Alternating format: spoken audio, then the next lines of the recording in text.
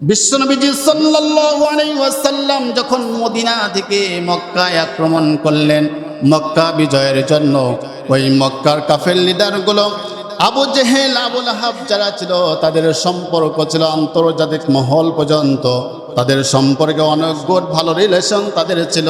কিন্তু এই 3 বছরের ব্যবধানে ওই আন্তর্জাতিক মহল থেকে শুরু করে তাদের বন্ধু বান্ধবের মধ্যে সমস্ত সম্পর্ক আল্লাহ তাআলার পক্ষ থেকে বিচ্ছেদ হয়ে যায়। সুবহানাল্লাহ বলবেন না?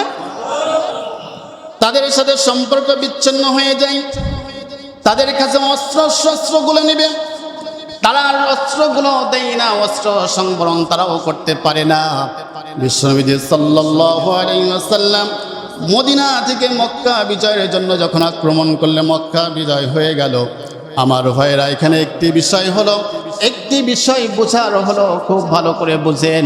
নবীজি যখন আমার মক্কার জীবনে থাকতেন, মক্কার জীবনে ছিলেন, ওই সময় নবীজিকে নির্বংশ বলে গালি দিয়েছিল, আমার নবীজিকে লেজ কাটা বলে গালি দিয়েছিল। ওই কাফেরের গোষ্ঠীগুলো আমার নবীজিকে হাত খুঁড়ি বলে গালি দিয়েছিল। আমার নবীজিকে এইভাবে বিভিন্ন ভাষা দিয়ে আমার নবীজিকে গালি তারা দিয়েছিল। কিন্তু আমার নবীজি ওই সময় ওই মুহূর্তে কাফেরদের কোনো রকম প্রতিবাদ তিনি করতে পারেন নাই। কথা বলেন ঠিক কিনা? আমার নবীজি ওই সময় কোনোভাবেই কোনো রকম প্রতিবাদ ওই কাফেরদের করতে পারেন নাই। কারণ হলো, প্রতিবাদ করবেন, এই প্রতিবাদ করার মতো কোনো পরিবেশ, কোনো পরিস্থিতি সেই সময় আমার নবীজির ছিল না। কথা বলেন ঠিক কিনা? আমার ভাইরা, আজও বাংলাদেশের জমিন থেকে গোটা পৃথিবীর দিকে যদি আপনি তাকান, আজকে আলেমদেরকে বিভিন্ন ভাষা দিয়ে গালি দেওয়া হয়, আজকে আলেমদেরকে বিভিন্নভাবে কটূক্তি করা হয়, আজকে মসজিদের ইমামদেরকে অপমান অপদস্থ করা হয়, কিন্তু আলেমরা আজকে কোনোভাবে তারা তাদের প্রতিবাদ করতে পারে না। কথা বলেন ঠিক কিনা?